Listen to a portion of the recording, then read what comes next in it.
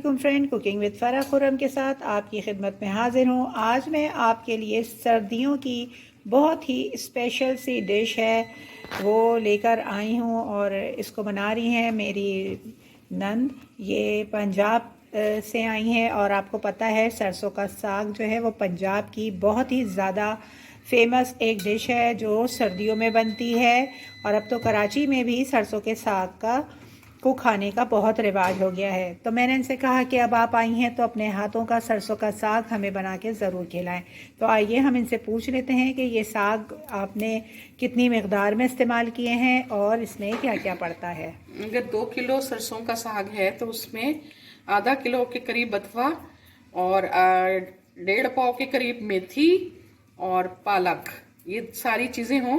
अगर उसकी डंठल जो है वो इस किस्म का मोटा है ना तो उसको हमने पहले इस तरह छीलना है, क्योंकि हमारे यहाँ तो सब लोग ये कहते हैं कि इसी में सारा रखे, और ये ऐसे कट रहा है जैसे पानी हो अंदर से। लेकिन इसकी ये जो छिलका है ना ये हमने उतारना ज़रूर है, ये हमने उसको साथ नहीं रखना। ये इस तरह उतर रहा है आराम से, गूदा गूदा हो रहा है जैसे गूदा निकल आया है ना किसी चीज़ का। और कहते हैं कि इससे अच्छा ही सरसों का साग बनता है। बाकी तो ये देख लें, ये वाले जो फूल होते हैं इनको फेंकना नहीं है, ये सब जाएंगे। बथवे में जो लगे हुए होते हैं बीज नुमा वो भी सब जाएंगे। बथवे का भी डंडियाँ नहीं जाएंगी, उनके भी सारे पत्ते ही जाएंगे। और उनकी रोटी भी बनती है, वो किसी और टाइम पे आपको बताएंगे। ये जैसे ये वाला है, ये दाना है, इसको हमने फेंकना नहीं है। बथवे का बाथू कहते हैं, कोई बथवा कहता है। ये सब जाएगा क्योंकि ये खटास लाता है सरसों के साग में। पंजाब में बथुए को जो है वो बातू भी कहा जा सकता है, और कराची वाले अगर बथुए के नाम से पहचानते हैं तो उनके लिए बहुत आसानी के लिए उन्होंने बता दिया है। ये है इसकी डंडी, तो ये मोटी है, इसके अंदर पानी ही पानी है। आपको देखें छुरी से लग रहा है, बस आपको ना इस तरह इसको ज़रा सा इसका ना ये लेयर उतारनी है। ऐसा है जैसे अंदर से पानी ना किसी ने डाला हुआ है।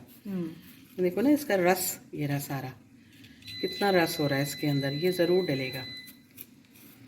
ये सारी सब्जियां काट के धो के हमने रख देनी है। फिर उसमें 2-3 पोथी लहसुन, अदरक बारीक बारीक काट के, हल्दी, लाल मिर्च, हरी मिर्चें 1.5 पाव के करीब, जितनी भी आप डालें, थोड़ा सा प्याज, नमक, लाल मिर्च, और ये सब चीज़ें डाल के ना भूल जाएं। बस अब ये पकता रहेगा कम से कम 10 घंटे।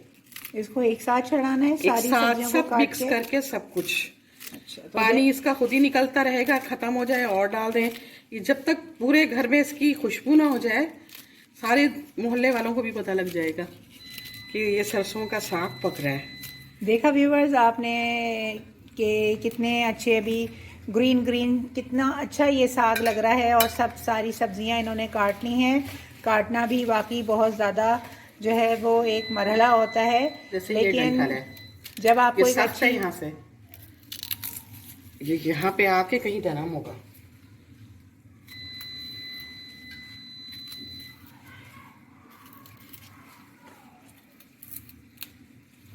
अब काटेंगे तो माय फ्रेंड्स, आप लोग ने देखा इसको काटना बहुत ही एक तरह का हेक्टिक ही है, लेकिन जब तक आप किसी चीज़ पे मेहनत नहीं करेंगे तो उसका जायका कैसे आएगा। तो अब हमारी बाजी ने जो है वो ये बारीक बारीक करके सारा साग काट रही हैं। इसके बाद हम इसको इकट्ठा सारे जो भी मसाले हैं जब डाल के चढ़ाएंगे तो फिर आपको दिखाएंगे। इतना सारा 2.5 किलो 3 किलो के करीब ये डाला था, तो इतना सा हो गया है। अब हम इसमें ये हरी मिर्चें, अदरक और लहसुन ये ऐसे डाल देंगे। अब इसमें हम मसाला डाल रहे हैं, 1 चम्मच भर के सूखा धनिया, हल्दी,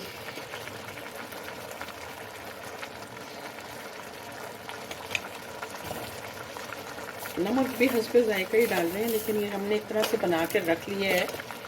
अभी तो आधा प्रोसीजर है ये, बाकी तो फिर हम लाल मिर्च भी बस ये 2 चम्मच लाल मिर्च, बस अब ये भूल जाएं इसको रख के। मिर्चें आपके टेस्ट के मुताबिक हैं। अगर आप लोग ज़्यादा मिर्च खाना पसंद करते हैं तो आप ज़्यादा मिर्च और नमक कर सकते हैं। ये सारी चीज़ें अपने टेस्ट के ऊपर डिपेंड करती हैं। क्योंकि हमारे घर में बहुत ज़्यादा मिर्चों का इस्तेमाल नहीं होता, इसलिए दरमियानी रखी है मिर्चें। ये आप देख सकते हैं कि पानी भी अच्छा खासा पानी साग इसमें ने आप इसको फुल कर दें पानी से। हाँ डाल दिया था तो वो सूख गया था, यानी जो साग का पानी था वो खुश्क हो गया। अब हम इसमें मज़ीद पानी ऐड कर देंगे और इसको पकने के लिए रख देंगे। कम से कम 6-7 घंटे, कम से कम 6-7 घंटे ये पकेगा अपनी आंच पे। तो बस हम इसमें पानी डाल देते हैं और फिर हम इसको पकने के लिए रख देते हैं। अब ये देखें, हम इसके अंदर पानी शामिल कर देते हैं। खूब अच्छा सारा इसके अंदर आप पानी डाल दीजिए और इसको पकने के लिए रख दें। वैसे तो ये बहुत ज़्यादा मेहनत तलब काम है, इसको काटना पीटना, काट के बाद जो है ना इसको धो के चढ़ाना, और बहुत जल्दी नहीं पकता है सरसों का साग।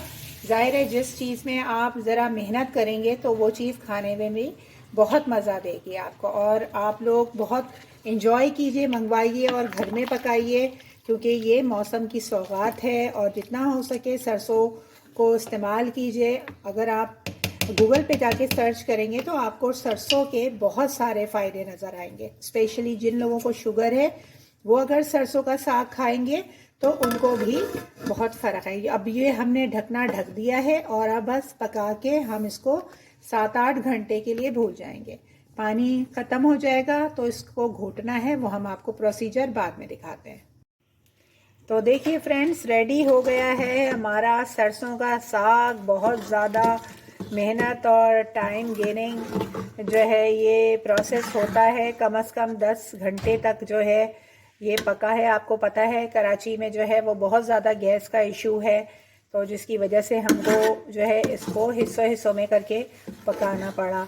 तो ये बिल्कुल रेडी हो गया है। इसके अंदर अभी किसी किस्म का कोई ऑयल शामिल नहीं है।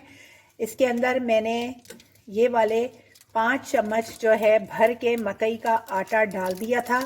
आटा डालने के बाद थोड़ा सा मैंने इसको ब्लेंडर में हल्का सा जो है वो ग्राइंड कर लिया था। बहुत ज़्यादा नहीं करना, लगे भी कि हाँ बिल्कुल आपको पेस्ट नहीं बनाना है, बस हल्का सा जो है ना ज़रा सा घुमाना है बस। उसके बाद मैंने इसमें मकई का आटा डालने के बाद कम से कम इसको अच्छे तरीके से पकने के लिए छोड़ दिया। अब पक के ये देखें आप बिल्कुल रेडी हो चुका है। अब हमने बंद कर दिया है चूल्हा। इसको थोड़ा सा ठंडा होने के बाद हमने इसको अपने बॉक्स के अंदर रख लिया है, ये आप देख सकते हैं। अब आप जो हैं जब आप इस्तेमाल करें, इस्तेमाल करने से पहले आप ऑयल लेंगे या घी लेंगे या देसी घी, ये आपके ऊपर डिपेंड करता है। देसी घी लेने के बाद आप जो है उसके अंदर लहसुन के जवे बारीक कटे हुए, जितना जितना आपको जिस क्वांटिटी में ये साग यूज़ करना है उसके हिसाब से आप ऑयल लेंगे। लहसुन के जवों को बारीक काटेंगे आप, और साबुत लाल गोल मिर्चें, इन सबको आप बहुत अच्छे तरीके से इसका भगार करके आप जो है ना ये साग उसके अंदर डाल देंगे। इसमें सबसे अच्छी बात यह है कि आप इसको फ्रीज़ कर सकते हैं एक लंबे अरसे तक, और जब आपका दिल चाहे इसी तरह निकाल के इसका भगार तैयार कीजिए और फिर इसको इस्तेमाल करें आप। सर्दियों में बेहतरीन है ये, और वो लोग जिन्हें सांस का मर्ज़ है, ज़ाहिर है सर्दी में हो जाता है, वो भी ये खाएं, उनके लिए भी बहुत अच्छा है ये सरसों का साग। मकई की रोटी के साथ खाना चाहें तो खा सकते हैं, अगर चाहें बेसनी रोटी के साथ या चावल की रोटी के साथ, वो आपके ऊपर डिपेंड करता है, क्योंकि मकई की रोटी जो है वो बनाना बहुत मुश्किल काम है, वो भी आपको बनाना सिखाएंगे हम। तो जनाब अब मैं इसको बना के जो है वो बॉक्सेस में थोड़ा थोड़ा करके रख लेती हूँ, ताकि जब मैं इस्तेमाल करूँगी तो फिर वो मैं निकाल के रेडी करके इस्तेमाल करूँगी। तो ये रहा हमारा आज तक की बेहतरीन सरसों के साग की रेसिपी। आप लोग ज़रूर ट्राई कीजिएगा, सर्दियों को एंजॉय कीजिएगा। इंशाल्लाह ताला नेक्स्ट रेसिपी के साथ हम फिर हाजिर होंगे बहुत जल्द। जब तक के लिए अल्लाह हाफिज़।